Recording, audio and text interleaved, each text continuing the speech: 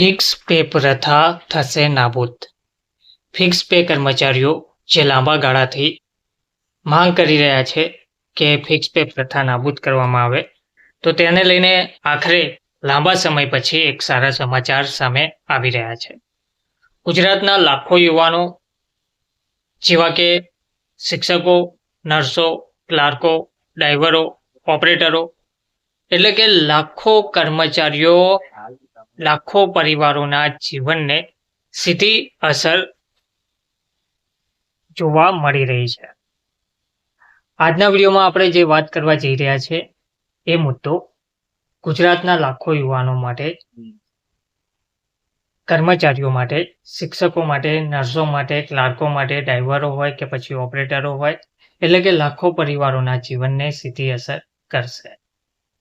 અને આ જે મુદ્દો છે તે છે ફિક્સ પે નાબૂદી. છેલ્લા કેટલાય મહિનાથી લોકો સોશિયલ મીડિયા પર, સમૂહોમાં, મિટિંગોમાં એક જ પ્રશ્ન પૂછી રહ્યા છે કે ફિક્સ પે ક્યારે નાબૂદ થશે? સરકાર ફાઇનલ નિર્ણય ક્યારે કરશે? વધારાના એલાઉન્સ મળ્યા પણ નાબૂદી થશે કે નહીં? તો આજના વિડીયોમાં આપણે આ આખી હકીકત રિયાલિટી આધારિત તપાસ સાથે સમજવા જઈ રહ્યા છે. બિના હાઈપ, બિના અફવા, ફક્ત તથ્ય અને તથ્ય. નમસ્કાર મિત્રો, સ્વાગત છે તમારું અમારી યુટ્યુબ ચેનલમાં. તો મિત્રો, ફિક્સ પે પ્રથા ગુજરાતના લાખો યુવાનો, કર્મચારીઓ, શિક્ષકો, નર્સો, ક્લાર્કો, ડ્રાઈવરો, ઓપરેટરો, લાખો પરિવારોના જીવનને હવે સીધી અસર કરશે. ફિક્સ પે પ્રથા હવે નાબૂદીના આરે છે તેવું જોવા મળી રહ્યું છે. અને આ જે મુદ્દો છે તે છેલ્લા કેટલાય મહિનાઓથી લોકો સોશિયલ મીડિયા પર, સમૂહોમાં, મિટિંગોમાં ઉઠાવી રહ્યા છે.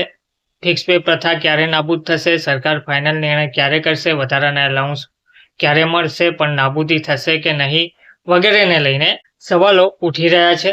તો ગુજરાતમાં ફિક્સ પે સિસ્ટમ 2006-07થી લાગુ પડ્યું છે. શરૂઆતમાં આ વિચાર એક સારો લાગતો હતો સરકારનો, કારણ કે ખર્ચ ઓછો થતો હતો અને યુવાનોને નોકરી પણ મળી રહેતી હતી. પણ હવે થયું શું? જંગી વય સુધી લોકો 8 થી 10 હજારના પગારે કામ કરતા રહ્યા. ફિક્સ પેની સમસ્યાઓ: પગાર ઓછો, ફરજિયાત કામ વધુ, જવાબદારી મોટી, 5 વર્ષ સુધી કોઈ ઇન્ક્રીમેન્ટ નહીં, કોઈ પીએફ નહીં, ડીએ નહીં, ટીએ નહીં, મહેસૂલ લાભ નહીં. એ ટૂંકમાં કોઈ પણ લાભ 5 વર્ષ સુધી મળવાપાત્ર રહેતા નથી. પરિવારમાં આર્થિક સંઘર્ષ: હવે આટલા ઓછા માનદ વેતનમાં 5 વર્ષ સુધી કામ કરવું, ફિક્સ વેતનથી કામ કરવું એટલે પરિવારમાં આર્થિક સંઘર્ષ સ્વાભાવિક રીતે જોવા મળી રહે છે. આથી ફિક્સ પે નાબૂદી છેલ્લા દાયકાનો સૌથી મોટો મુદ્દો બની ગયો છે. તાજેતરમાં જ સરકારે ચાર્જ એલાઉન્સ અને કેટલાય વધારા જાહેર કર્યા છે. ઉદાહરણ તરીકે, ચાર્જ એલાઉન્સ ચોક્કસ વર્ગ 3 અને વર્ગ 4ના કર્મચારીઓ માટે આ વધારાની રકમ જાહેર કરવામાં આવી છે. કેટલાક વિભાગોમાં અનુમાનિત સુધારા પણ કરવામાં આવ્યા છે. પરંતુ ફિક્સ પે સિસ્ટમને સંપૂર્ણ નાબૂદ કરવાની જે બાબત છે તે માટેનો હાલમાં કોઈ ઓફિશિયલ નોટિફિકેશન બહાર પડ્યું નથી. કોઈ ગેજેટ ઓર્ડર થયો નથી. કોઈ ફાઇનલ જાહેરનામું આવ્યું નથી. માત્ર ચર્ચાઓ, મિટિંગો, અહેવાલો અને એક આશા. તો સોશિયલ મીડિયામાં પર ઘણીવાર એવો મેસેજ વાયરલ થઈ રહ્યો છે કે યુટ્યુબ ચેનલ, ઇન્સ્ટાગ્રામ, ફેસબુક કે કાલે ફાઇનલ નિર્ણય આવશે, આજ રાત્રે ખુશખબર આવશે, સરકારે નાબૂદી મંજૂર કરી દીધી. પણ હકીકત શું છે? શું ખરેખર કાલે ફાઇનલ નિર્ણય લેવામાં આવશે? આજ રાત્રે ખુશખબર આવશે, સરકારે નાબૂદી મંજૂર કરી દીધી છે? તો હકીકત જોઈએ તો સરકારની વેબસાઇટ પર હાલમાં કંઈ આવું જોવા મળતું નથી. જનસંપર્ક વિભાગમાં પણ આવું કંઈ જોવા મળતું નથી. સત્તાવાર આવી કોઈ પ્રેસ નોટ પણ જાહેર કરવામાં આવી નથી. એટલે કે આ જે બાબત છે કે આવતીકાલે ફાઇનલ નિર્ણય આવશે, આજ રાત્રે ખુશખબર આવશે, એ ફક્ત અફવાઓ ફેલાવવાના કેસીસમાં જોવા મળી રહ્યું છે. એટલે કે આ અફવાઓ ફેલાવાના કેસીસ વધારે છે, આ કોઈ હકીકત નથી. પરંતુ હાલની જે સચોટ સ્થિતિ છે, સત્ય શું છે તે જોઈએ. શું ફિક્સ પે પ્રથા કાલે નહીં પરંતુ ભવિષ્યમાં નાબૂદ થઈ શકે છે? તો સરકાર ફિક્સ પે નાબૂદી વિશે આંતરિક ચર્ચા તો કરે છે, પરંતુ એ હજી પ્રક્રિયામાં છે. કોઈ ફાઇનલ અપ્રુવલ મળ્યું નથી.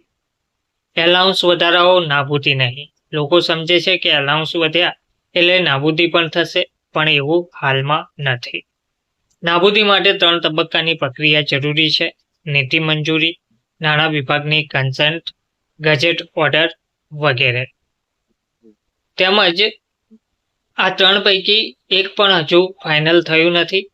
કર્મચારી સંઘો દબાણ બનાવી રહ્યા છે, તેમને રિપ્રેઝન્ટેશન આપ્યું છે, બેઠક કરી છે, પણ પ્રતિભાવ વિચારણા હેઠળ હજુ જોવા મળી રહ્યું છે.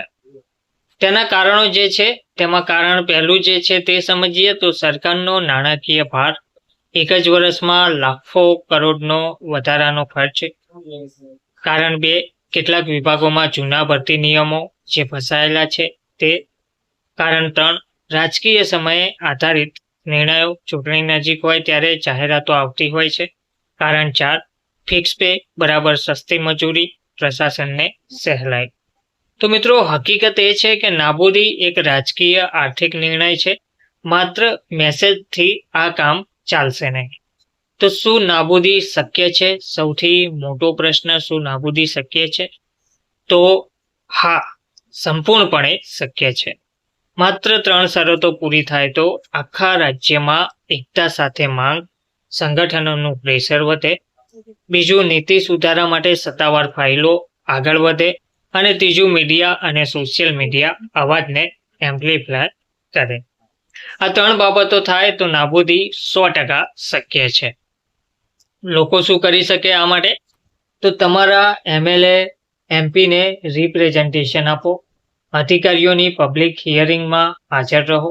સંગઠનોને એકતા સાથે દબાણ મૂકવા કહો.